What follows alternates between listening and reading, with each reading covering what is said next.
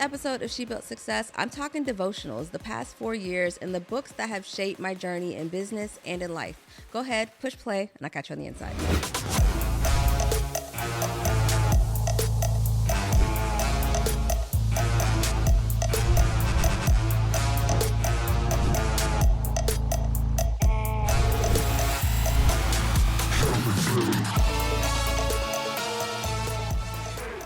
Welcome back, Bobu Besties, to another episode of She Built Success. I'm your host, Claudia.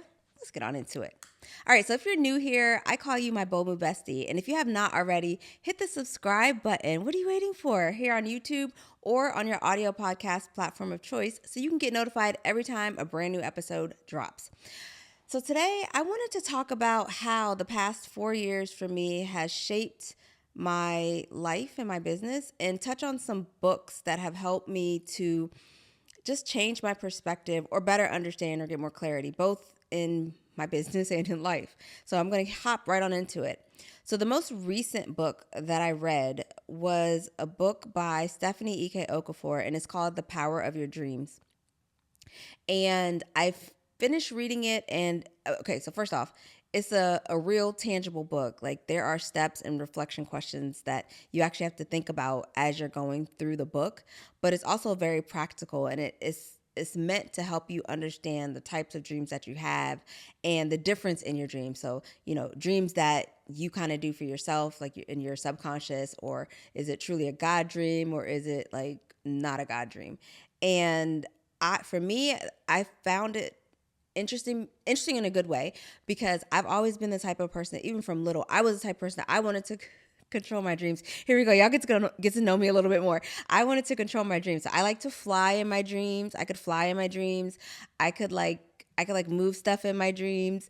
I could, if I wanted to change the dream. So if it's a dream that I used to have, like I would have repeatedly, I could change sometimes the way the dream goes, because I'm like, oh, I remember. It's almost kind of like a movie. Okay, I'm gonna date myself. So when I was little, there was this, you have choose your own adventure type books. It's like you're reading a book and you get to a pivotal point, and you could choose. It would be like, do you want to go to this page and you go down this path, or do you want to go to this other page and you go down another path? And so that's how I called it Choose Your Own Adventure. I don't know if that's what the actual types of books are called, but that's what it felt like in my dreams, where I could switch how I want the dream to go. Or if I know it's a scary dream and I don't like scary dreams, then I try to hurry up and wake myself up. I'm saying all that to say, because that's part of the reason why I was interested in this book, is because I wanted to better understand my dreams and, which way the dream is going. And again, my whole quest of, being in alignment and making sure I'm walking down the right path and listening to God's voice, that was a real thing for me. And so I read the book, and out of it, I did get more clarity on how to interpret my dreams. By no means am I an expert. I am a complete novice, and every time I dream something, I'm jotting it down and then taking it in prayer. But all that to say, I've been a creative dreamer, I suppose is what you call it. That's what I'm gonna call it today. And it was fun to just be able to change colors. I had very vivid dreams. And then I was realizing, as I became older, truly older, truly, I ain't that old, y'all. But, after kids and whatnot, my dreams were a little more not as fun. I could still fly and things, but it wasn't as frequent. Or I guess I know some of that has to do with living life and things happening in life. But at the same time, it's I wanted to get back to that, or at least experience that, because that was fun. It felt or I could remember them more. And I was finding as years passed, I wasn't remembering them as often. So this book helped me kind of re-tap into that and be more attuned. Now, I will say, one of the things she encourages you to do is write down your dreams when you have them, so that you can go refer back to them. Now, I don't know about y'all, but I'm the type of person, I don't sleep straight 8 or 7 or 6 hours at a time. I'll wake up in the middle of the night. And so to wake up for me and to write it down, it's not physically, I do it on my phone. It's a little difficult, but I do try to do it because it's between breaks. So I've been jotting that down. So that book is called The Power of Your Dreams, and that's by Stephanie Okafor. The other book that I've read is The Garden Within, and that's by Dr. Anita Phillips. I believe I talked about that in season 1 or 2. I don't remember. I'll find the episode and link it. But I just talked about how at the time I was just trying to understand, again, more. This is also a Christian book. So I was trying to just understand more, what was the process? What do I need to look at? How can I help uncover like really what I was meant to do. So that was The Garden Within. The next book that I want to talk about the next book that I want to talk about, I've read two different ways of this book. The first is Elijah. It's about Elijah and studying Elijah. And I first encountered Elijah as a true devotional, like Bible study situation in, what are we in? It's like 2020 or 2021. And this book was by Charles Swindoll. And then I subsequently, about 2 years later, came back to Elijah, but that Bible study was by Priscilla Shirer. Now, I will say I do like a lot of Priscilla Shirer's devotionals. So I also read by her, I read Awaken and Fervent. I liked both of them. Fervent, if I had to pick, Elijah not counting because Elijah was a specific study, but if I had to pick between Awaken and Fervent, I'd go with Fervent, and that's just because it's talking about a fervent prayer life, and so that was another book that I read, and then a book that, like, when I was first starting to try to understand God's voice, also by Priscilla Shirer. Listen, she's going to get all the shine apparently, but these are like legit my books. This is why I have my phone, because I want to tell you the books that I've been reading. So Discerning the Voice of God, How to Recognize When He Speaks. I did read that with her. That was also a really eye-opening book. Again, I told you, I used to think it was like I'm supposed to hear some boom or audible true voice, and that wasn't the case. So this book helped me reframe that and get better at listening and understanding God's voice. Are you a small business owner, consultant, or service provider ready to break into government contracting, but not quite sure where to start or who you can trust? Let's change that. The Ready Swipe Gov Accelerator is our 12-week group coaching program that has a one-on-one guided experience feel. Inside, you'll learn how to position your business, package your services, and create your credit card swipeable offer that makes it easier for government buyers to say yes. Plus, you'll have the strategies and tools to be able to navigate the process with confidence. Now, spots are limited, so go ahead and apply at readyswipegov.com, and we can get started to that little step forward in government contracting.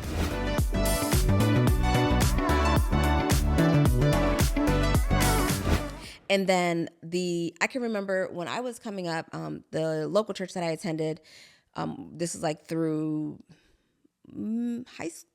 elementary, all middle, throughout high, and a little bit of college before I went off to college. But the church that I had attended, we had at the time a book called The Prayer of Jabez. And there's the Prayer of Jabez, the book, and then the Prayer of Jabez, the devotional. And I got both along with the armor bearer, like God's armor bearer. It's like a 1 and a 2. Now I don't remember who God's armor bearer. That's actually not in my phone. This was pre any digital. I actually had the physical books, but it was like God's armor bearer 1 and 2, and then Bruce Wilkinson is the one who author of the Prayer of Jabez.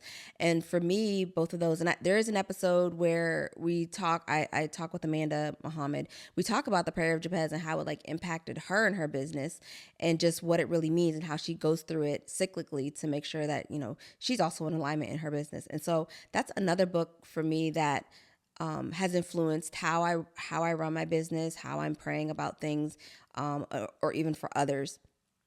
There is one more book that I know I wanted to mention. I'm not done reading. I am actually actively reading it. So let me get it. It is called A Shepherd's Look at Psalm 23. And it is by, let's see if I can see who it's by. This one is by, well, I'll put who it's by in the show notes.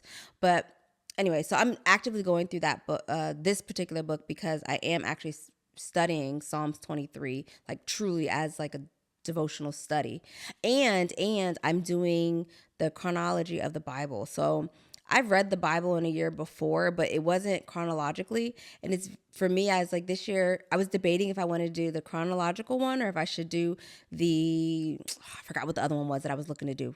It was just like a 52-week Bible study. It wasn't in chronological order, but I'm doing this chronological one, and it's like, you hear these stories, like you hear Noah's story, and you hear, Aaron and Moses, like you hear all these stories, and like, them, if you grew up in the church or in that environment, you know them, you've heard of them. But like when you go back and you read this thing like chronologically, I mean, even Job, it's like, oh my gosh, I missed that. Oh my God. And so it's very, for me, eye-opening, but all of that helps. It's like, I'm more sensitive to things around me, those around me, just the environments that I'm in. in going through this now, it's a true year study, so I'm not done chronologically, but it'll be interesting to reflect at the end of the year on just how I've gone through it and what I've taken from it. And even at different points in time throughout the year, what that looks like, both, my family and business. And I guess I'm saying all that to say, just be, even if you're not a reader, even if you like to listen to things audibly, you should always be wanting to grow. Otherwise you'll be stagnant. And you can't without, if you're stagnant, what's it? Oh, nope, not going to quote. I'm not going to quote today because it's just not going to go, but just don't be stagnant, y'all. That's all I'm trying to say. Like, continue to want to grow, continue to want to learn. Otherwise you're not going to get anywhere. For me, I think that reading has always been a thing, whether it's nonfiction books, fiction books, Christian books. Like, it's always been a thing for me. And I've said this before, but my reading has shifted from, like, this focuses more on the devotional aspects and some of the books that I've read in the past in my walk. But I also like nonfiction or fiction books as well. And on the fiction side, it's more action, but that's not the point of this particular episode. But I'm saying that because it's important to continue to grow and want to learn. And if you stifle yourself in that manner, a lot of things around you will also stifle or be stagnant. So I encourage you to look at your book list. Maybe you catch a book or two that I mentioned here. And if you have one that you recommend that I should read, I definitely say put it in the comments. I'm here for it. So your homework, Bold Move Bestie, is to look at your book repertoire and ask yourself, are you growing or are you stagnant? And put in the comments below your favorite book or a book that you have been reading that was changing for you, whether in life or in business. Until then, I'll catch you on the next episode of She Built Success. Bye.